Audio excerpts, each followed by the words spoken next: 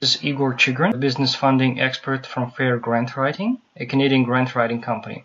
We help businesses grow and solve their most pressing challenges by unlocking the access to the government funding.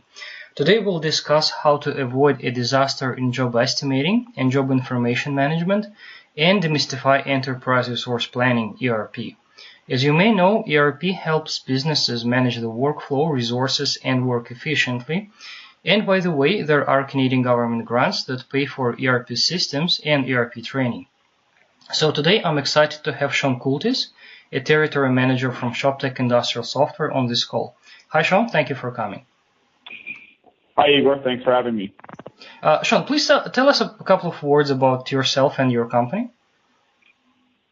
So my name is Sean Coultis. I'm the branch manager for ShopTech Canada. ShopTech is a software company, and we provide an ERP software system to small to medium shops in North America.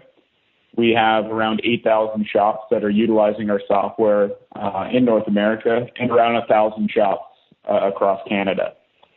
The company is a family-owned company with the two Eamon brothers that started the company around 30 years ago. And we've grown significantly since then, and now have two products, the E2 shop system and the E2 manufacturing system, both focused on helping shops manage their business flow and ensure that they have profitable jobs flowing through the shop. Well, thank you, Sean, for the introduction. Now let's go straight to the questions that our clients often ask us. I recently spoke to a client in the metal fabrication industry about job estimating, and here's the process they are using to quote on their jobs to their clients. First of all, they assume the cost breakdown is 30% material, 30% labor, 30% overhead, and 10% profit margin.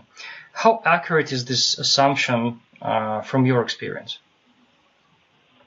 So that assumption really wouldn't be very accurate depending on the complexity of jobs. So the complexity of a job can significantly increase the labor portion as well as the overhead, and it can be quite variable. And so by giving that sort of ratio, it's a really general sense that leaves a lot of room for inaccuracies and isn't nearly detailed enough to ensure that you're going to have a profitable job. Right. And do you find that this is the traditional way how the jobs are estimated?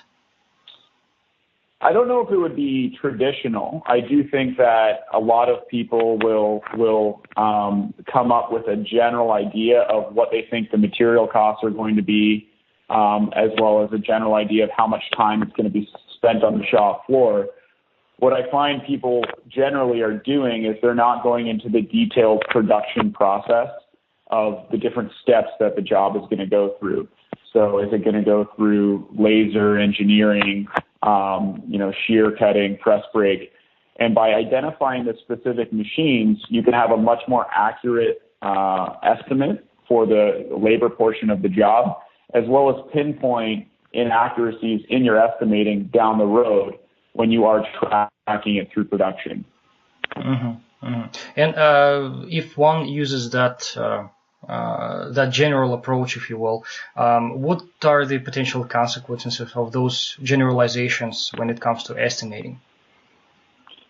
So one of the biggest variables in any job would be the labor portion. And so one of the big challenges that people will run into if they do a general hourly labor quote in production is they are typically underestimating their labor portion and not associating specific costs to labor centers when performing that job on the shop floor. And typically what would happen is they're either going to underestimate their jobs or overestimate them. When you underestimate the jobs, you likely will win it, but there isn't going to be much room for profit. If you overestimate your job, well, then you're likely not going to win the bid, and you're going to lose out on that work altogether. And so, both cases are a negative situation. And so by going into a little bit more detail and tracking it through production, that allows you to ensure profitability on the job, as well as pinpoint areas where you can maybe improve on the shop floor or in your estimating process. Mm-hmm, mm-hmm. And I wonder, is there a way to identify or understand that the estimating is going wrong? Or, in other words, what are the typical signs that one does the job estimating wrong? So one sign would be that the jobs aren't getting out to the customers on time. So that would mean that you're underestimating the amount of time it's going to take through production. Another would be that the jobs aren't profitable and that you're not making as much money as what you had estimated on individual jobs. And one of the biggest challenges is actually seeing on a job-by-job basis whether or not you're profitable. Without a system in place, it's very difficult to pull specific job costing. And what ends up happening is people are looking at the profitability on their monthly P&L statements. Mm-hmm. And so by having specific job costing, you can see specific jobs and which ones are profitable and where they have been profitable by looking at the detailed labor and materials that are associated with those jobs. Mm-hmm, mm-hmm. So there's no way, if I understand correctly, if we use that general approach, my understanding is that there's no way to proactively address this issue, correct? It's more of a retroactive review of the P&L statement and and the actual jobs that are done, but there's no way to proactively manage it. Yeah, absolutely. So you have no visibility as the job's going through production as to whether or not you're on schedule or on time based on your estimate.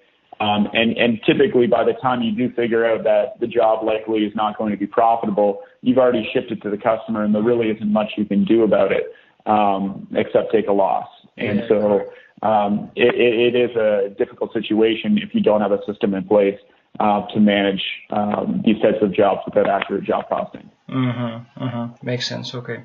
Now let's change the direction of our call a little bit. Let's assume that we've done job estimating right. Now, where does the job go from there? I mean, what's the typical job management process? How does the job information go from the office to the production floor and back? Great question. So when you're doing your estimating correctly, you're likely going to identify a detailed bill of materials related to the job, as well as detailed routing process through production with estimated times of setup and cycle time through each work center. So by doing that at the estimating stage in a system like the E2 shop system, you can take that quote and flip that into an order and produce a job traveler that has all the routing steps indicated on the job traveler that you've estimated out, along with your estimated times through each one of those work centers. Mm-hmm. So by producing that job traveler when you process your order, that's going to communicate to the shop floor how much time you've allocated for that job to take through production and give them an idea of, how much time they have so that they ensure that the job is going to be profitable.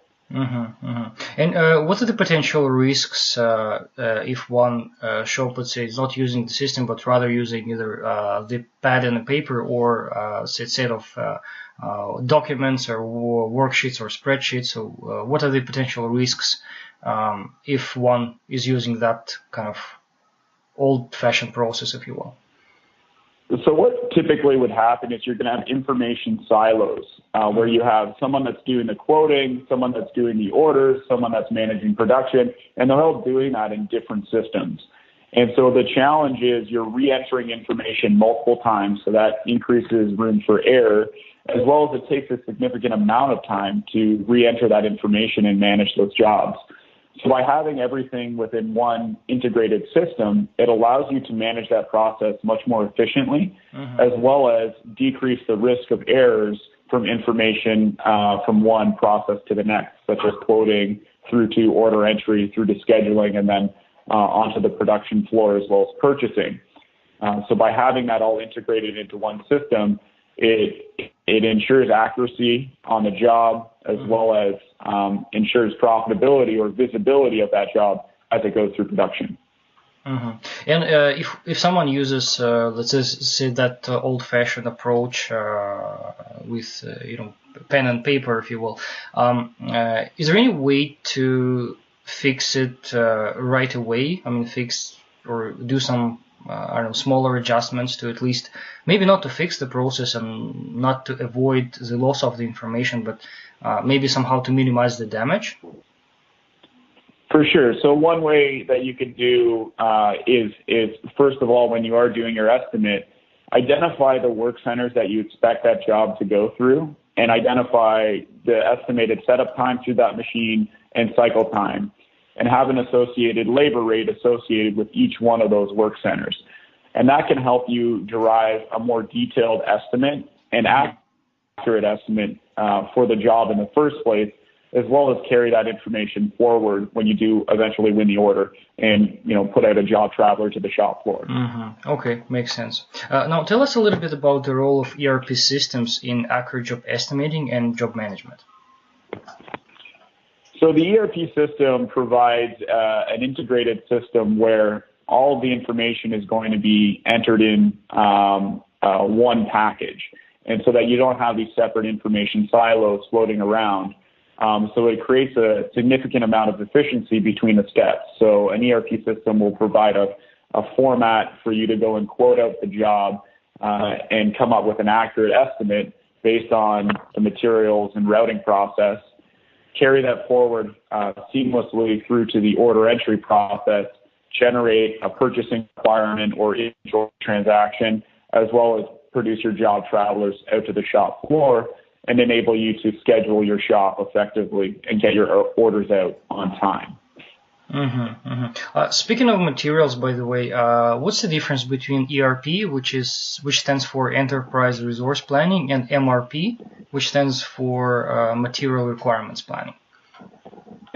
So the ERP system is really a more general look and is going to provide you with not only material planning, but also labor planning and resource planning from a production standpoint.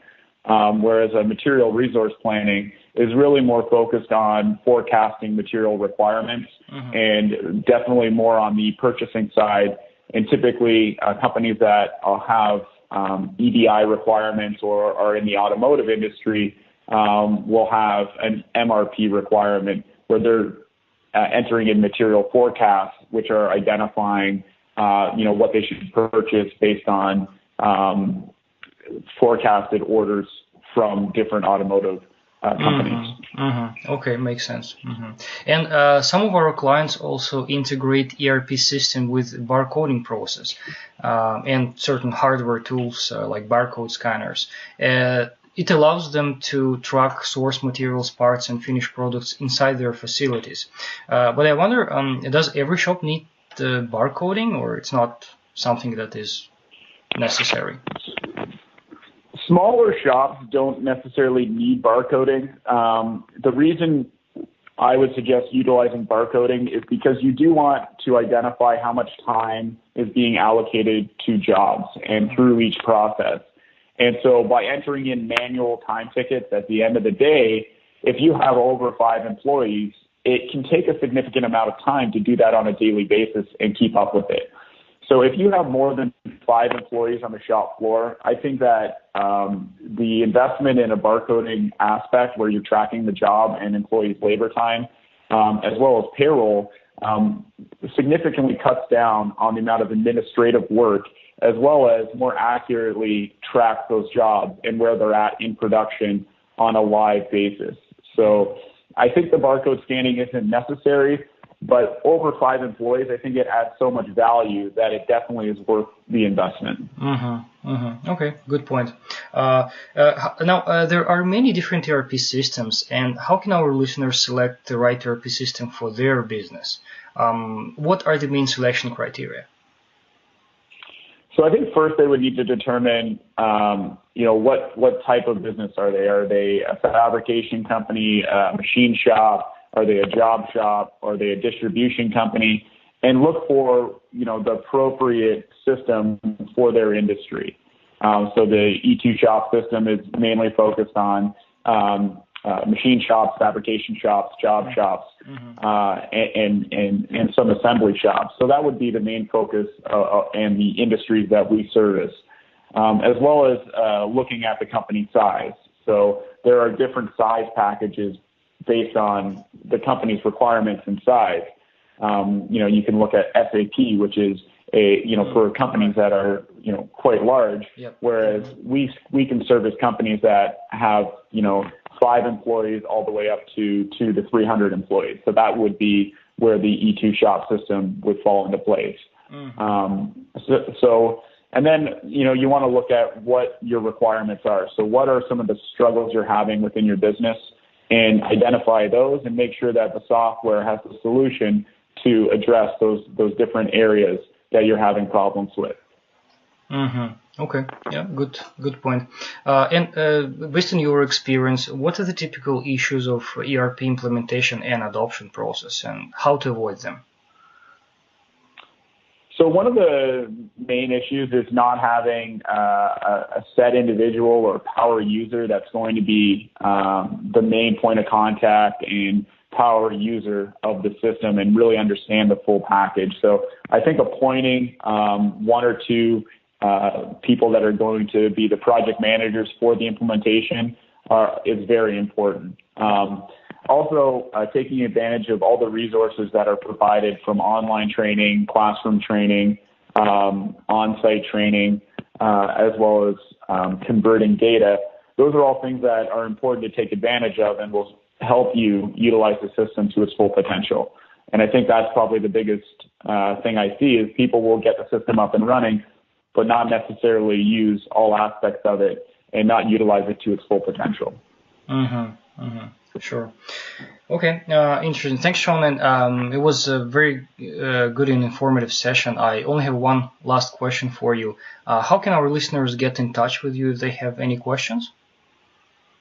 So it's very easy to get a hold of me. You can call our 1-800 number for ShopTech, which is 1-800-525-2143, or you can simply email me at scoltis@shoptech.com, which is SCOULTICE